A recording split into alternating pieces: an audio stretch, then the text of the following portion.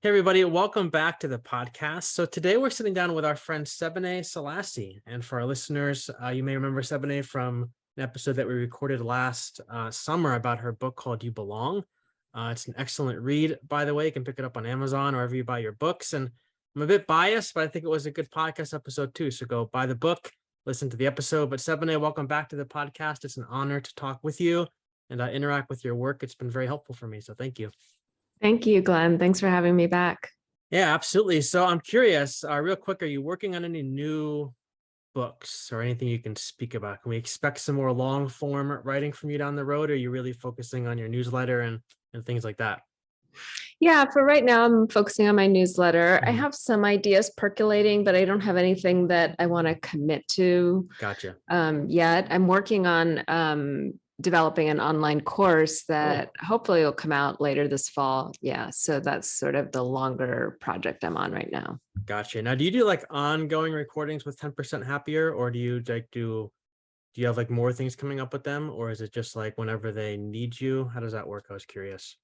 Yeah, I have some new meditations that I'm working on that I'll Okay. be recording at the beginning of October. And, I took a break from doing anything with them because I had a recurrence of cancer this past year. So Mm, I've been pretty much focused just on my healing. I was pretty sick, mm. unfortunately, but miraculously, I'm doing much, much better. So, yeah, happy to be back. Well, that's good, and I'm glad you're feeling better. And again, thank you for making time to come and visit me.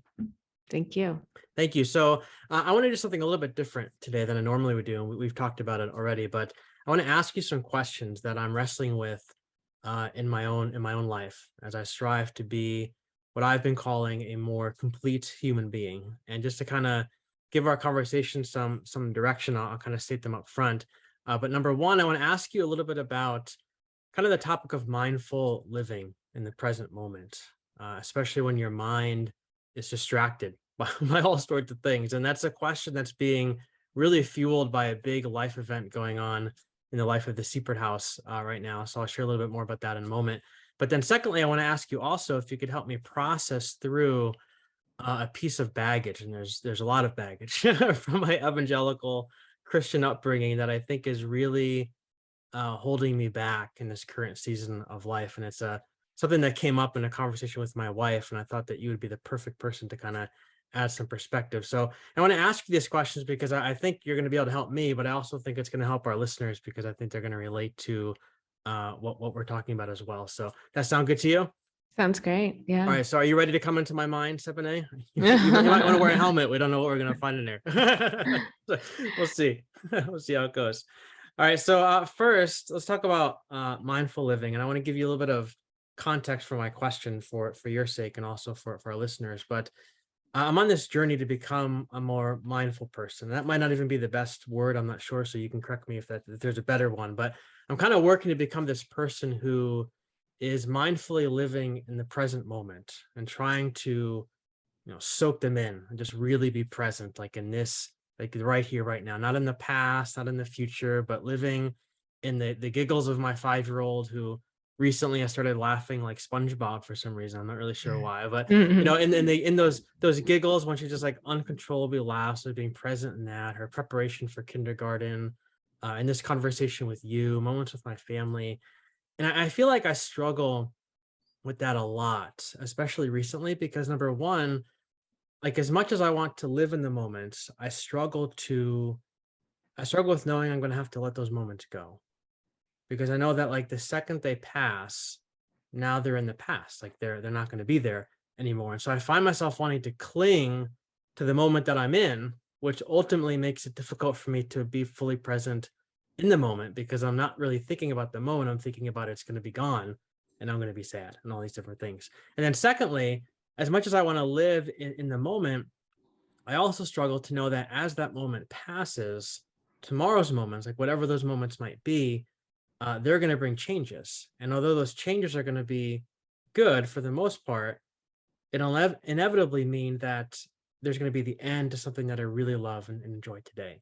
And so I find myself feeling really resistant to the future moments, which again makes it difficult to live and be present in the moment. So, example, my daughter, like I said, is going to kindergarten.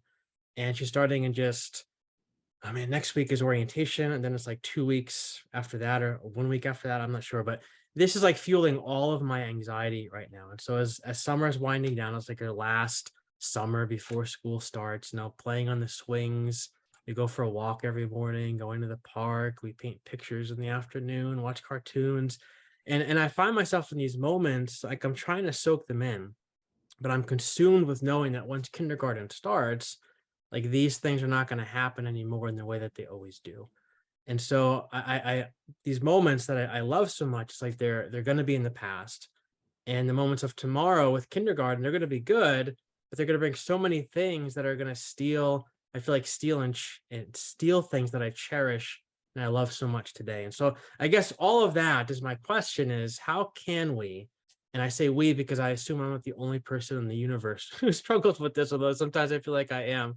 But how can we be mindful of these moments and live in the moments, fully present, when our mind, our hearts, whatever, are grieving that these present moments are soon going to be in the past, and that tomorrow's moments will bring radical changes to our lives that might be good, but it's going to cause us to miss the things that we love today. So if any of that makes any sense, Sebene, I am Yeah, ready. I'm ready for your wisdom. it all makes sense, and there's so much there. So I Yeah. want to I was tracking to not forget any of it because there's a lot to respond to. Mm, So I think the very first thing I want to respond to is just acknowledging your already present capacity to be with your experience, because you were mm, describing so many moments where you are really present. And mm, so just checking for any kind of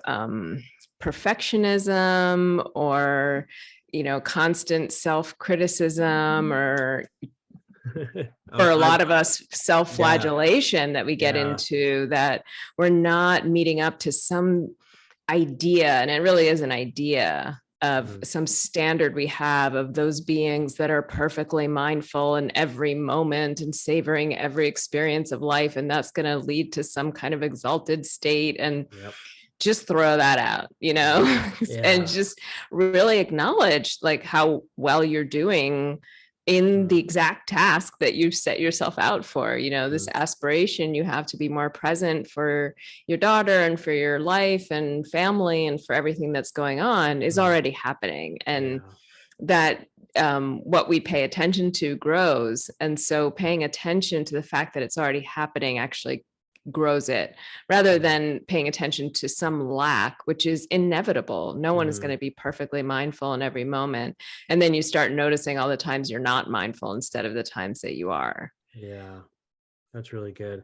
I Does that think, resonate for you? yeah, and I think that you really struck a chord with the piece about like, I could always be doing better, because that's the voice in my head ever since I was a kid, is that you could always be doing more. And I think a lot of that comes from what I'll touch on later about the evangelical upbringing, because in that culture and that tribe that I was in, it was always about, you could be doing so much more. And like if there's something going wrong with your life, or you don't feel like you're where you want to be, it's because you're not praying enough, or because you're not reading your Bible enough. There's something that you're not doing that's causing you to feel the way that you feel. And so I always feel like in those moments, like when I'm with my daughter and I'm, lost in the fact that like, this moment's going to be passing, I'm like, I shouldn't be doing that. Stupid. You should be more present in the moment. And so then I immediately go to that, let's beat myself up because I'm not being good enough. So when you say that, like, just get that out of your head is a very helpful thing for me. Yeah. And, I love this quote from Krishnamurti, who is an Indian philosopher, spiritual master. And he Mm, said, "You think you're thinking your thoughts. You're not. You're thinking the culture's thoughts." mm, And so when we start noticing, especially these problematic thoughts that we have that are leading to any form of unhappiness or suffering, just kind of check in and say, whose voice is that? mm, Is that really me, or is it something from the overculture or from the dominant culture that's telling us that we're less than all the mm, time? And especially those of us who are really trying, we have positive aspirations, we're working on ourselves, we're really committed to a path of some sort of waking up. Sure. When we're beating ourselves up, it's usually some voice that we've, you've very obviously done work to identify is coming from some kind of conditioning or patterning, from probably structures and from systems that are not very beneficial for us any longer. Yeah. No, that's a really important. I've come to that awareness really through this podcast. We're like 200 and some odd episodes in, but before I started this way back when I was still sort of had like one foot in the evangelical world and one foot out, one of the things I'd always wrestled with, like I said, is this feeling of self-doubt and this voice in my head that says, no, you're not good enough, you could be doing more. And growing up in school and then Bible college, seminary, I was told that this voice inside was a demon. And so you have to do everything you can to get rid of this demon. We're going to pray it out of you. We're going to anoint you with oil, all this stuff. We're going to yell at it, whatever we need to do to make it go away. And then I came to realize through conversations with various guests who come from different walks of life than I do, help me identify that like that's a voice inside of like an inner child type thing who is repeating back to you and parroting back to you things that he heard when he was younger or things he was made to feel when he was younger.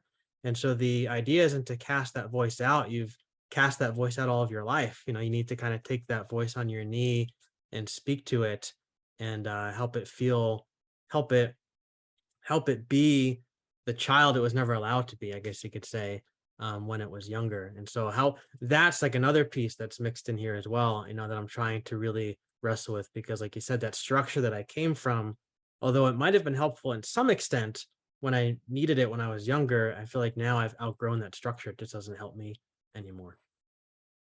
Yeah. And that's, we all have some patterning and some deep conditioning, whether it comes from our family or religious communities or society at large, but that's some deep conditioning you have. And so to really untangle that and tease it apart as you're doing, I'm sure you'll start to attach it to certain tendencies you have, even when you're starting to really decondition and practice being more mindful and having more compassion, and those voices will still seep in. And they do. I mean, I've been practicing for decades and I still have those things come up. And part of the, kind of advanced practice is to also then not criticize that, like, oh, why do I still have these voices? I've been working so hard at it. And so much of it is just coming back with this really open awareness that just allows things to come up and leave.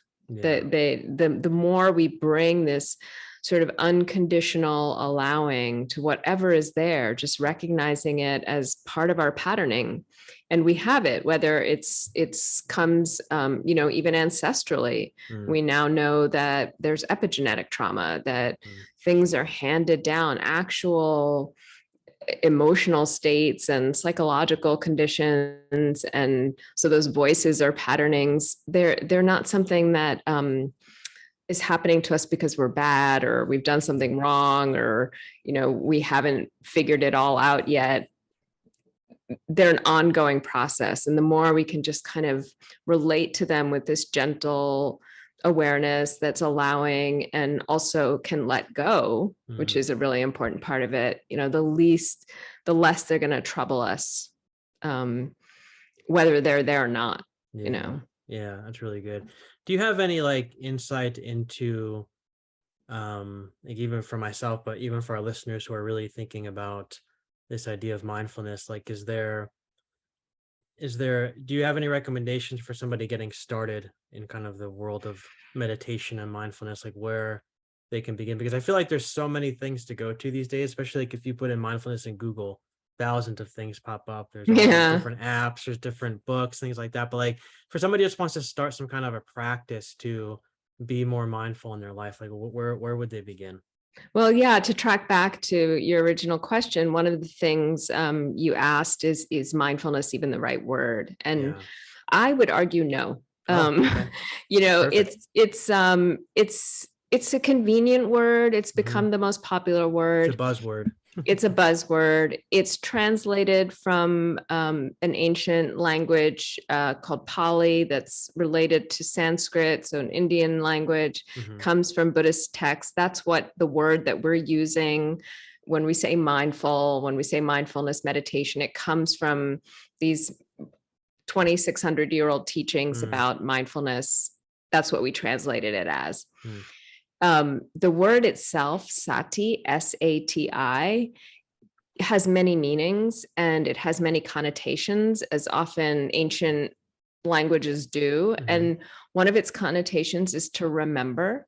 hmm, It also, in the teachings on mindfulness, there's a huge emphasis on the body. Actually, it's the first foundation is the body. mm, So there's some benefit to mindfulness because it's a word that we've gotten used to mhm, understand. Most people understand mindfulness as paying attention, and that's an aspect of the practice of mindfulness. mm, But I like to use a kind of clunky phrase called embodied awareness. mm, And for me, that encapsulates more fully what mindfulness is really about. mm, Because mindfulness, when we hear it as Westerners, we think it's about the head, we think it's about the brain, we think it's yeah, about thinking and the mind. But really, mindfulness is a practice, and the practice of meditation, mindfulness meditation, helps us learn how to do it, is mm, really an embodied awareness, which means that we're aware of all of our senses mm, and we're aware of our full experience. Often when we think of paying attention to our experience mindfully, we're just we have almost like a picture mhm, of an experience in mind. We're not necessarily feeling or sensing the experience. And we're mm, very eyeball focused. Like our eyes are our strongest senses mm, if we see. Obviously, if we don't have the capacity of sight, there are other senses that come into play there. But for the majority of us, and our culture really emphasizes seeing, it even becomes like the metaphor we use for so much of like even insight or mhm, seeing clearly. And embodied awareness is much more about having a like full sensory experience of what's happening. mm, And that's what we're really training. We're training our capacity to be fully present. So when you're with your daughter, you're hearing her laughter, you're feeling her touch, mm, you're, really bodily enjoying the sensation of the sun on your bodies as you're yeah, riding your bikes or playing in the water or whatever it may be. And that part can get left out even of many mindfulness practices that are promoted or are out there. There isn't really this attention to the fact that we're talking about a full sensory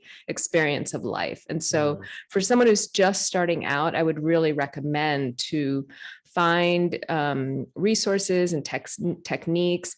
MBSR is a great one, mindfulness-based stress reduction, because it mm, does tend to emphasize more of a whole sensory experience.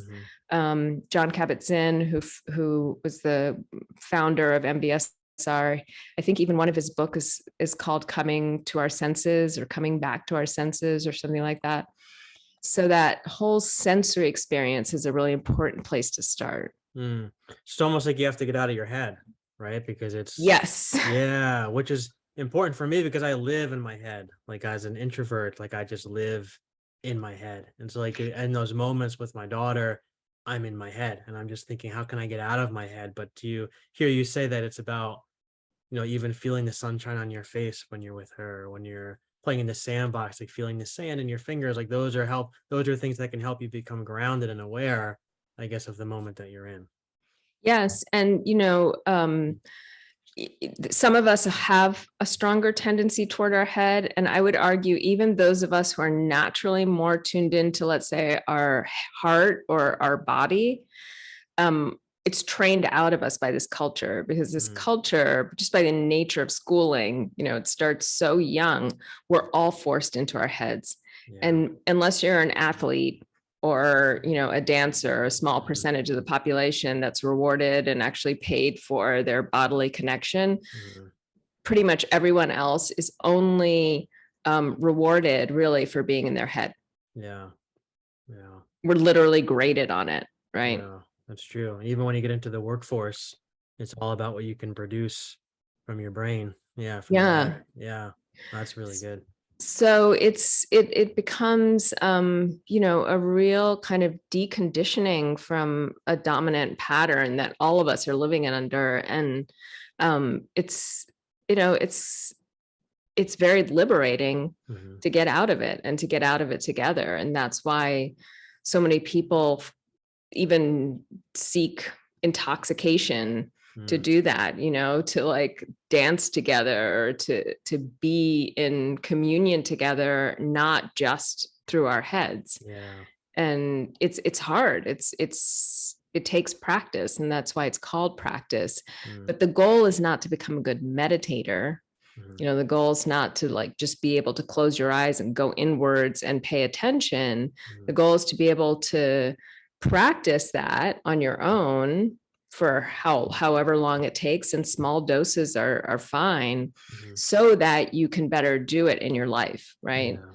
So it's not about meditating hours and hours a day. It's Mhm, really about, can you bring that sense of a full embodied awareness into eating your lunch or washing the dishes or mhm, walking down the street mhm. or spending time with your family? Yeah. I think that's what makes it so hard for me, and I think for a lot of people, is that there's no, it's like, I want to know, how do I know I'm doing good? Because that's like, that's what we've been, that's what we've been graded on things, like, how do I know that I'm getting it? How do I know that it's, that I'm becoming, that this is making a difference in my life? And like you said, it's not about being able to sit for 10 minutes or an hour or whatever and go into this zone, but it's about, I guess, recognizing that difference in your life when you're with your family. And I think that when your family begins to notice the difference in you as well, and being more present, maybe not as distracted and things like that. So it's hard to know, like, if you're what's the measuring rod when it comes to meditation and this, embodied awareness that you spoke about. Well, the measuring rod, really, because you're building this embodied awareness Hmm. for the purpose of freedom Mm, and liberation. So, mindfulness, just in terms of a clinical paying hmm. attention, is not the point. Mm, That's actually not the mindfulness that's described in these ancient texts. That's just mm, paying attention. mm, But a mindfulness or an embodied awareness that actually leads to less suffering, that's really the point of the practice. And that's what we are trying to do when we meditate and mm, formally practice. We're just trying to notice, when am I feeling suffering? Like, when am I beating myself for what's going on? Or, getting distracted is going to happen. Like, mm, your practice is not going well because you're less distracted. mhm, Your practice is going well because even when you get distracted, it doesn't throw you off completely. mm, So Joseph Goldstein, who is a teacher of mine and many people, he um, first time I think he was the first person I heard say this, that the practice is not about what's happening, but our relationship to it. mm, So that's true for life as well, right? So your daughter will go to kindergarten, and then she'll go to elementary school and middle school and high school, mm. and there will be continued changes and Yeah. gains and losses, and there'll be highs and lows, and that's the nature of life. Mm, And so it's not about everything from now on going well. That's impossible. mhm, That's living in some kind of fantasy or denial. mm. But it's certainly not about everything being bad, right? Everything being Sure. a loss or an upset. And so finding that kind of balance, equilibrium, sense of just okayness Yeah. with the nature of life, that really is the purpose of this practice and the purpose of mindfulness. So to kind of go back again to your first question, Mhm, it's like, yes, you will have losses, and you will lose what was today, and you will gain what's tomorrow, only to be lost by the next day. mhm. And that's just the nature of life. And Yeah. being able to be okay with that is, it's our biggest spiritual learning. Yeah, that's really helpful. I've been reading, sure you've heard of Thich Nhat Hanh and his work. But I've been reading, I think it's called No Death, No Fear, I think it's called. Mm, And he has this really kind of helpful piece that I think really ties into a lot of this, that's really got me thinking recently, where he says happiness or joy or whatever can arrive from many different directions. And he says that when we insist that it can only arrive from one direction, that's when we miss out on all these other opportunities that we Mm, have to be happy. mm. And that made me think a lot about things that you're saying and just tying it into my daughter going to kindergarten. Like if I have this idea, I can only be happy if she's home. I can only be happy if we're doing the things we've always done. Then I'm gonna painting my nails. She painted my nails. You can see So like cute. if I can only be happy in those moments, then I'm gonna miss out on all the other ways that life is going to bring happiness to us as she grows and as she evolves and as she changes and things like that. So it's almost like honoring the past, honoring the moment that I'm in and the moments that have gone by, but recognizing with excitement that there's new things that are to come and they're going to bring happiness with them as well, sadness, and there'll be happiness. Yeah, and those the Taoist phrase, 10,000 joys, 10,000 sorrows, Mhm. that's the nature of life. Yeah. And this culture, actually talking about patterning and conditioning, we're only trained to believe that the good is what's commendable, That's right. or some unreal idea of always success, always happiness, always growth. Yeah. And that kind of culture that denies death, that denies illness, that denies old age, this cult of youth, this cult of health, this cult of perpetual happiness, Mhm. it really sets us up for a lot of misery. Yeah. Yeah, and I think when it goes back into everything I talked about before with my upbringing, I think that all just really gets tied in there with the religion piece, and things like that. So anyway, but that's a good segue into our my second question that I have for you. But it's about my evangelical upbringing, and there's this very specific idea that has been like drilled into my head since I was a kid, and I really feel like it's holding me back today.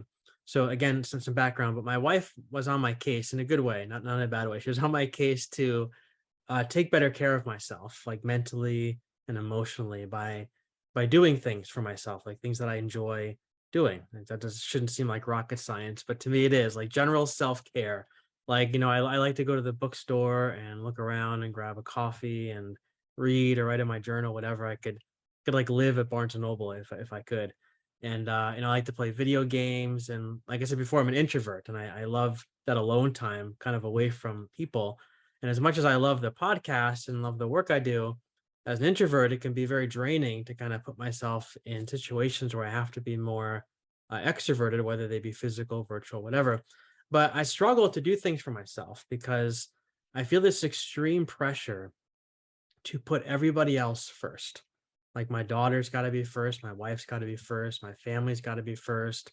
The work I do, for different people, that has to be first. My friends have to be first. I have to do for everybody else, which doesn't maybe seem like it's super problematic until I say that I always feel really bad about doing things for myself. Like I feel like I always have to put myself last, which leaves zero time for myself and zero time for me to do any of the things that would bring me kind of a sense of vitality, a sense of life, like a breath of fresh air. And I've been trying to like process like why do I feel this way? Like I see other people not kind of living their life like this. Like, well, why is this a struggle for me? Like, why is it hard for me to do things for myself? And as I was thinking about it, my soul, my spirit, God, whatever you want to say, reminded me that one of the first Bible verses I ever memorized was where Jesus said that in the kingdom of God, the last will be first and the first will be last. And along with that verse, at a very young age, because I went to private Christian school starting in the fourth grade, so very young, one of the first things I learned, and his teaching came that God expects me to put myself last, to always put other people before myself, even if it makes me miserable, even if it negatively impacts my life. Like, who cares? Because it's another jewel in my crown when I get to heaven. And I no longer believe that. I've divorced myself from that teaching or that idea. And I love those words of Jesus, but I see them very differently now. But the effects of that teaching obviously still linger in my life in a very strong way. And so much so that like I like I said, I feel guilty doing anything for myself. And so, I feel like, I could be doing something. Like maybe I go to the bookstore. And I did this a few weeks ago. I went to the bookstore, and literally, while I was in the bookstore, I was thinking to myself, I'm missing a moment with my daughter. I'm missing a moment with my wife. I should be home. I should be doing more. And again, going back to what we said before, I should be doing more than I'm doing right now. And I feel like that's really holding me back in this season of my life, because like, how can I possibly be the best version of myself and be fully like present in these moments if I'm rarely taking the time to have a few moments to myself? So my question with that story in mind, and I think our listeners will find this kind of this discussion helpful, is that when we begin to realize that like a deeply rooted religious teaching, something we've been taught since we were kids, is maybe negatively impacting the way we live our lives, negative impacting our mental health, whatever it might be, what can we begin to do? Like, how do we begin to untangle ourselves from these deeply rooted things that have come to us from like multiple sources? Because like I said, I went to private Christian school, Bible college, seminary, and although the teaching wasn't that overt in all of those situations, it certainly was an underlying theme that, you always should put other people before yourself, and you should always put yourself last, and that's a good thing to do in God's eyes. So again, how do we begin to untangle ourselves from whatever teaching it might be that we find deeply rooted in our hearts and our lives?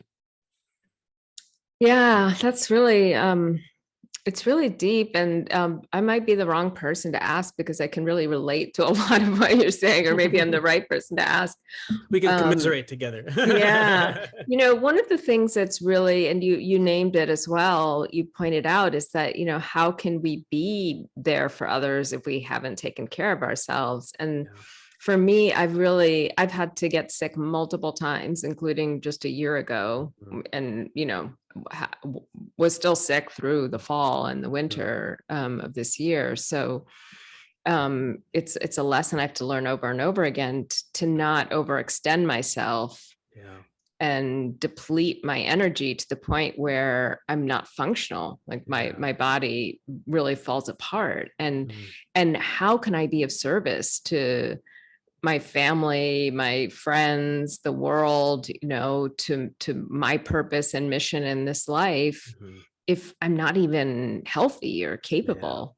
Yeah. And so I'm an extreme example, but I think all of us could really benefit from understanding that it's not about putting ourselves first. It's about taking care of ourselves so that we're present for the things that we want to do in this life. Mhm. And we can't be our best selves if we don't fill up our own cups, if Yeah. we don't take care. I imagine you're much more able to be with your daughter and be there for your family when you feel fulfilled and when you feel inspired, and when you feel rested and encouraged. And I really identify, I'm a big hermit, and it took me so much of my life to understand that, because Mhm. I'm also a social person. Mhm. I'm kind of a social introvert, Yeah. and I need massive amounts of time by myself in order to function well in the things that I do in the world, which involve a lot of people. Sure. Teaching, I just came back from teaching 2 retreats, and I was fully able to be present for those 2 retreats because I really sandwiched those retreats between a lot of alone time, Mhm. and both preparation time and recovery time. And that's just something that we have to start to understand about ourselves. And what comes up for me as you were speaking about sort of these religious teachings, it's not just evangelical Mhm. Christianity, or sort of denominations or communities that we see negatively, maybe, Mhm. that do that. It's not just these extremes, but even just in Buddhism, for example, which seems fairly benign as a Mhm. community, there can be a tendency for everyone to be expected to behave the same way or practice in Yeah. the same way. And Mhm. we're all really different. Mm. Like I can no longer do retreats where I have to wake up at 5 a.m. to be ready for practice at 5:30 and go all day from one practice to another until 10 o'clock at night. Yeah. Like there's no way, like my body can't handle one, that schedule, but two, just being around that many people Yeah. for that long Yeah. at that intensity.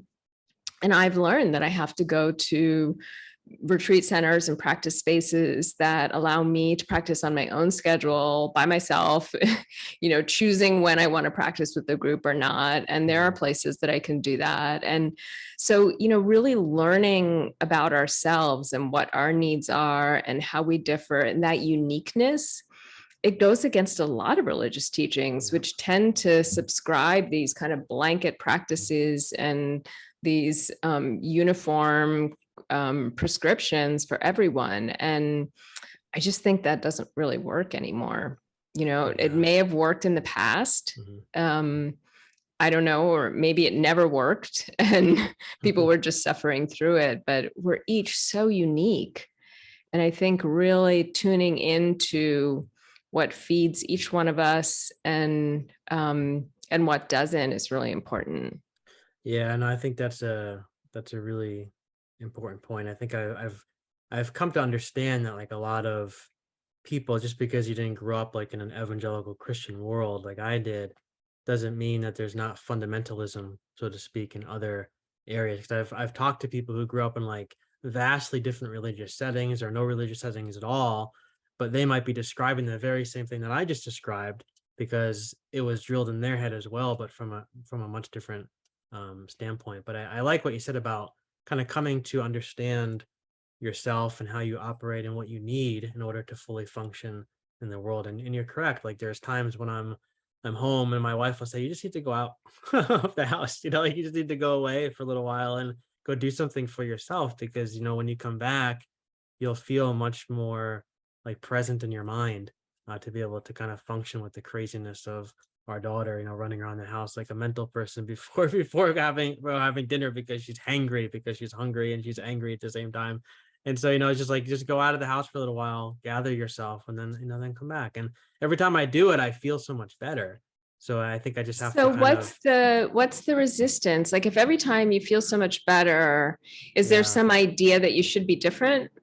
there is that, and that's the idea is that I shouldn't be doing this because I should be putting other people first. Like it's I should never I shouldn't take time for myself because that's time I'm taking away from somebody else. Like I was even thinking today when I was a pastor at a church, it was this idea was so ingrained into like the system that the office phone that I had in my office in the church, they had a line from that office going into my house. So it was in the living room. So the idea was that whenever that phone rings in the office, you need to hear it. So when you're home in your living room doing whatever, when the phone rings, you pick it up because it could be somebody who's in need. So again, like just that idea that was ingrained into me that other people's lives or situations are much more important than mine. And even if I'm doing something to take care of myself, that time should be interrupted.